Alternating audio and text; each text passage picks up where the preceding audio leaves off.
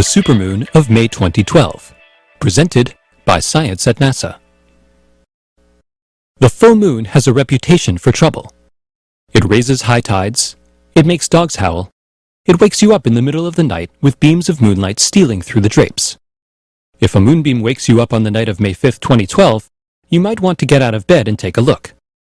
This May's full moon is a supermoon, as much as 14% bigger and 30% brighter than other full moons of 2012. The scientific term for the phenomenon is perigee moon. Full moons vary in size because of the oval shape of the moon's orbit.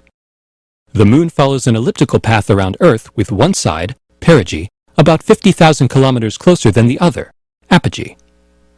Full moons that occur on the perigee side of the moon's orbit seem extra big and bright.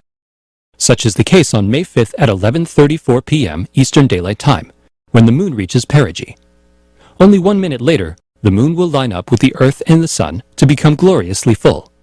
The timing is almost perfect. Okay, the moon is 14% bigger than usual, but can you really tell the difference? It's tricky.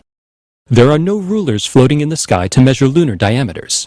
Hanging high overhead with no reference points to provide a sense of scale, one full moon can seem much like any other. The best time to look is when the moon is near the horizon. For reasons not fully understood by astronomers or psychologists, low-hanging moons look unnaturally large when they beam through trees, buildings, and other foreground objects. On May 5th, this moon illusion will amplify a full moon that's extra big to begin with. The swollen orb rising in the east at sunset will seem super indeed. Folklore holds that all kinds of wacky things happen under the light of a full moon. Supposedly, hospital admissions increase, the crime rate ticks upward, and people behave strangely.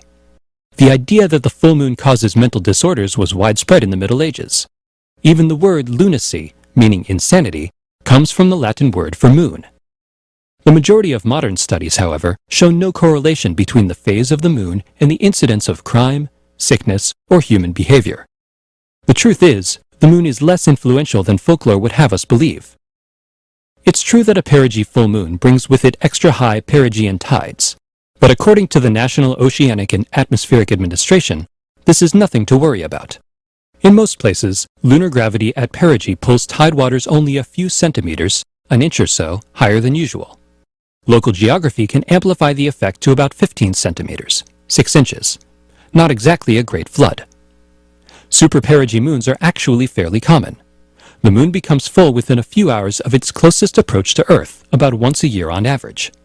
The last such occurrence occurred on March 19, 2011, producing a full moon that was almost 400 kilometers closer than this one. As usual, no trouble was reported. That is, unless you count a midnight awakening as trouble. If so, close the drapes on May 5th. Otherwise, enjoy the super moonlight.